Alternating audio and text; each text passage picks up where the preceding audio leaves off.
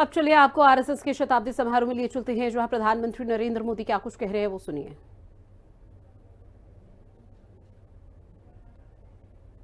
समाज का संकल्प है और संघ इसी को निरंतर नई शक्ति दे रहा है, नई ऊर्जा दे रहा है।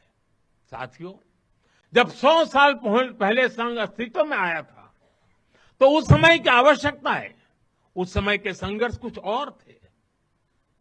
तब हमें सैकड़ों वर्षों की राजनीतिक गुलामी से मुक्ति पानी थी, अपने सांस्कृतिक मूल्यों की रक्षा करनी थी।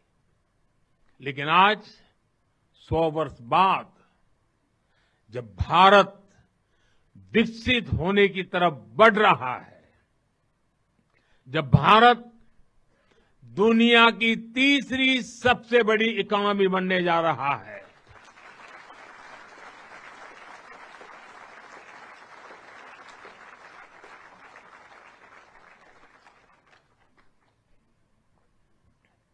जब देश और देश का बहुत बड़ा गरीब वर्ग गरीबी को परास्त करके, गरीबी को पराजित करके आगे आ रहा है, जब हमारे युवाओं के लिए नए नए सेक्टर्स में नए अवसर बन रहे हैं, जब ग्लोबल डिप्लोमेसी से क्लाइमेट पॉलिसीज तक भारत विश्व में अपनी आवाज बुलंद कर रहा है, तब आज के समय की चुनौतियां अलग है, संघर्ष भी अलग है। दूसरे देशों पर आर्थिक निर्भरता हमारी एकता को तोड़ने की साजिशें, डेमोग्राफी में बदलाव के षड्यंत्र, एक प्रधानमंत्री के नाते मैं नम्रतापूर्वक कहूंगा कि मुझे बहुत संतोष है कि हमारी सरकार इन चुनौतियों से तेजी से निपट रही है।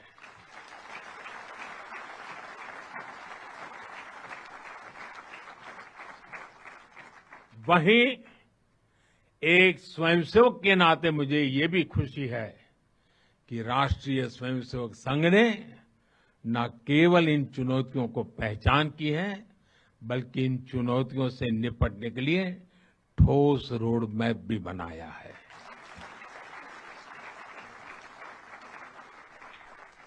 अभी माननीय दत्ता जी ने जिन चीजों का उल्लेख किया, मैं अपने तरीके से फिर से एक बार उसका उल्लेख करना चाहूंगा। साथियों, संघ के पंच परिवर्तन, स्वबोध, सामाजिक समरसता, कुटुंब प्रबोधन, नागरिक शिष्टाचार और पर्यावरण, ये संकल्प हर स्वयंसेवक के लिए देश के समक्ष उपस्थित चुनौतियों को परास्त करने की बहुत बड़ी प्रेरणा है। साथियों, स्वबोध यानी स्वयं का बोध, स्वबोध यानी गुलामी की मानसिकता से मुक्त होकर अपनी विरासत पर गर्व करना, स्वभाषा पर गर्व करना। स्वबोध यानी स्वदेशी, आत्मनिर्भर होना। और मेरे देशवासियों, ये बात समझ के चलिए, आत्मनिर्भर ये विकल्प के तौर पर नहीं है, ये अनिवार्यता के रूप में है।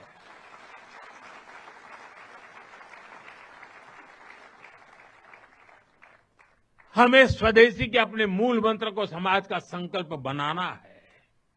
हमें वोकल फॉर लोकल के अभियान को उसकी सफलता के लिए वोकल फॉर लोकल ये हमारा निरंतर एक नई ऊर्जा प्रदान करने वाला घोषवाक्य होना चाहिए, प्रयास होना चाहिए। साथियों, संघ ने सामाजिक समरसता को हमेशा अपनी प्राथमिकता बनाए रखा है। सामाजिक समरसता यानी वंचित को वरीयता देकर सामाजिक न्याय की स्थापना करना, देश की एकता को बढ़ाना। आज राष्ट्र के सामने ऐसे संकट खड़े हो रहे हैं जो हमारी एकता, हमारी संस्कृति और हमारी सुरक्षा पर सीधा प्रहार कर रहे हैं। अलगाववादी सोच, क्षेत्रवाद, कभी जाति, कभी भाषा को लेकर विवाद, कभी बाहरी शक्तियों द्वारा भड़काई गई विभिन्न विभाजनकारी प्रवृत्तियां, ये सब अनगिनत चुनौतियां हमारे सामने खड़ी है। भारत की आत्मा हमेशा विविधता में एकता ही रही है। अगर इस सूत्र को तोड़ा गया तो भारत की शक्ति भी कमजोर होगी और इसलिए हमें इस सूत्र को निरंतर जीना है, उसे मजबूती देनी है।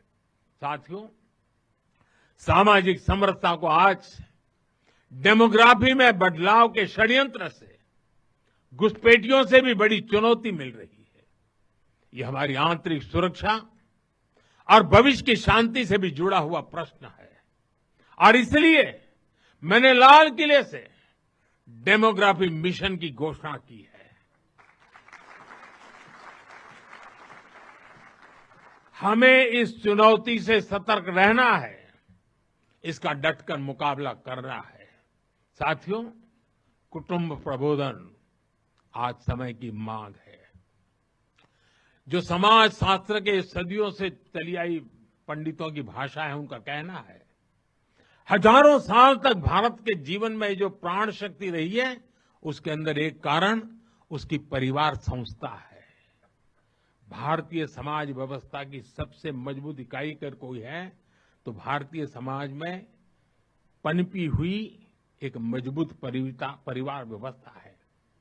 कुटुंब प्रबोधन यानी उस परिवार संस्कृति का पोषण जो भारतीय सभ्यता का आधार है, जो भारतीय संस्कृति से प्रेरित है, जो जड़ों से जुड़े हैं। परिवार के मूल्य, बुजुर्गों का सम्मान, नारी शक्ति का आदर, नौजवानों में संस्कार, अपने परिवार के प्रति दायित्व को निभाना, उसे समझना, उस दिशा में परिवार को, समाज को जागरूक करना बहुत ही आवश्यक है। साथियों, अलग अलग कालखंड में जो भी देश आगे बढ़ा, उसमें नागरिक शिष्टाचार की बहुत बड़ी भूमिका रही है। नागरिक शिष्टाचार अर्थात कर्तव्य की भावना, नागरिक कर्तव्य का बोध हर देशवासी में हो। स्वच्छता को बढ़ावा, देश की संपत्ति का सम्मान, नियमों और कानूनों का सम्मान, हमें इसे लेकर आगे बढ़ना है। हमारे संविधान की भावना है नागरिक अपने कर्तव्यों का पालन करे। हमें संविधान की इसी भावना को निरंतर सशक्त करना है। साथियों, पर्यावरण की रक्षा वर्तमान और आने वाली पीढ़ियों के लिए बहुत जरूरी है। ये पूरी मानवता के भविष्य से जुड़ा है। हमें इकोनॉमी के साथ ही इकोलॉजी की भी चिंता करनी है। जल संरक्षण, ग्रीन एनर्जी, क्लीन एनर्जी, ये सारे अभियान इसी दिशा में है।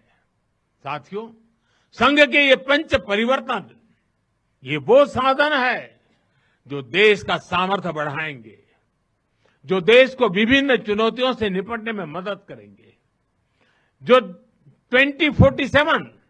2047 तक विकसित भारत के निर्माण का आधार होंगे।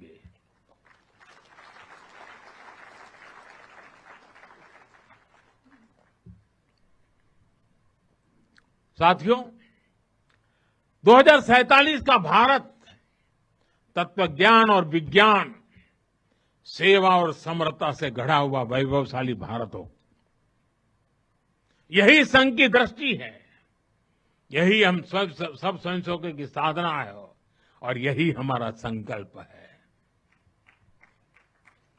साथियों, हमें हमेशा हमेशा याद रखना है, संघ बना है राष्ट्र के प्रति अटूट आस्था से। संघ चला है राष्ट्र के प्रति अगाध सेवा के भाव से।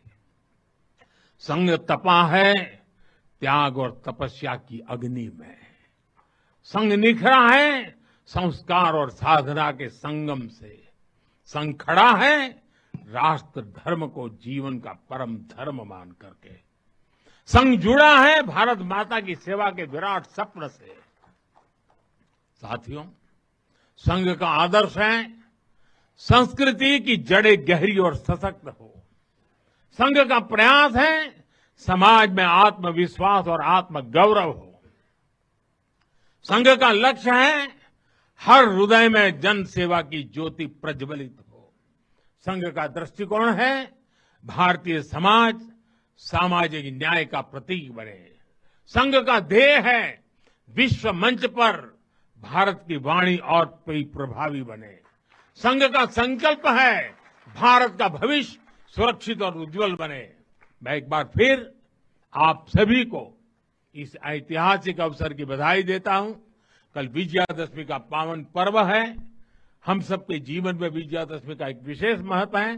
मैं उसके लिए भी आप सबको शुभकामनाएं देते हुए मेरी वाणी को विराम देता हूं। बहुत बहुत धन्यवाद।